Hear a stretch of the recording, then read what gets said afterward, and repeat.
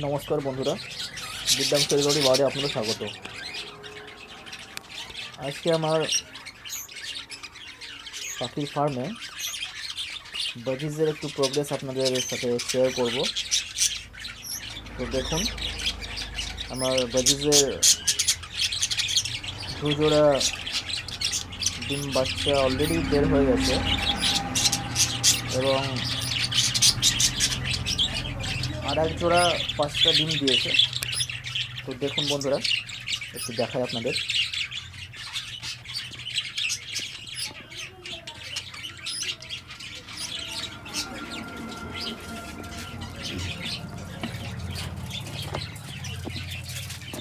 এই পাশের হাঁড়িটা আপনাদের দেখাচ্ছি। প্রথমে দেখুন, আশা করি দেখতে পাচ্ছেন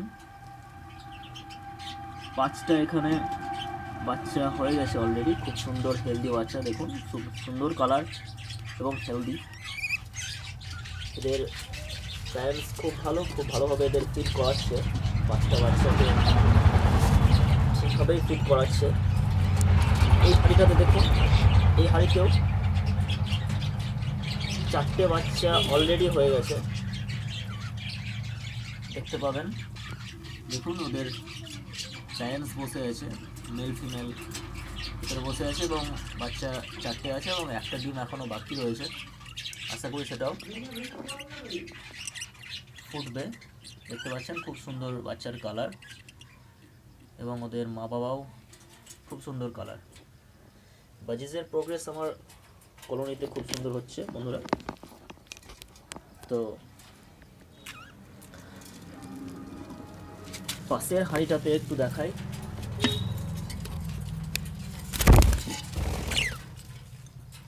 দেখুন, 6টা ডিম দেখতে পাচ্ছি। দেখুন বন্ধুরা, 6টা ডিম রয়েছে এবং মেল ফিমেল ভিতরে বসে আছে। এই জোড়াও খুব সুন্দর, এরা ডিম বাচ্চা খুব সুন্দর করে। আজকে এদের আমি সফট ফুডে পালং শাক দিয়েছিলাম।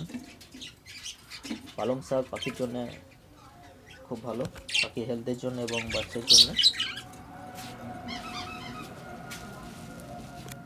আর এইদিকে দেখুন, লাভবার্ডের খাঁচায় রোজি জোড়া বসে আছে এবং এখানে আমার লুটিনোর জোড়া 6টা ডিম রয়েছে। এখনো বাচ্চা বের হয়নি, একটু সময় লাগছে, লাভবার্ডে একটু সময় লাগে। দেখুন আমার লুটিনো জোড়া, পাখির কালার খুব সুন্দর।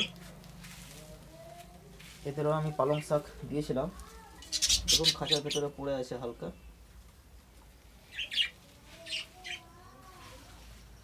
আর এই হচ্ছে আমার ককটেলের জোড়া।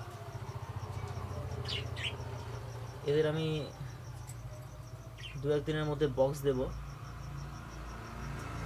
এদের বক্স রেডি হয়ে আছে।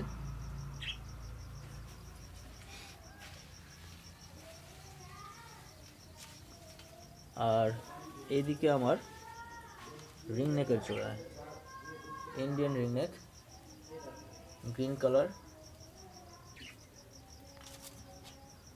মেইনলি আমাদের দেশে যে কালার হয় রিং নেক, তো সেই কালার খুব সুন্দর, পাখির সাইজ খুব সুন্দর। এরা একটু ভয় পাচ্ছে, এদের ভয় কাটতে একটু সময় লাগবে, মোটামুটি 3 থেকে 4 মাস সময় লাগে।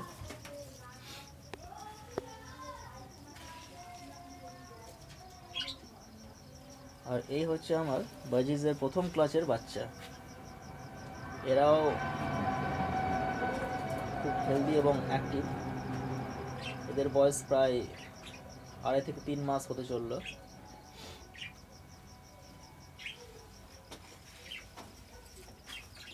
এদেরকেও আমি সফট ফুড দিই যাতে এদের স্বাস্থ্য ভালো তৈরি হয়, যাতে এরা ভালোভাবে ব্রিড করতে পারে। ব্রিড করার সময় যাতে এদের কোনো সমস্যা না হয় তার জন্য আমি এদের সফট ফুড প্রোভাইড করি, যাতে এদের স্বাস্থ্য সম্পূর্ণভাবে তৈরি হয়।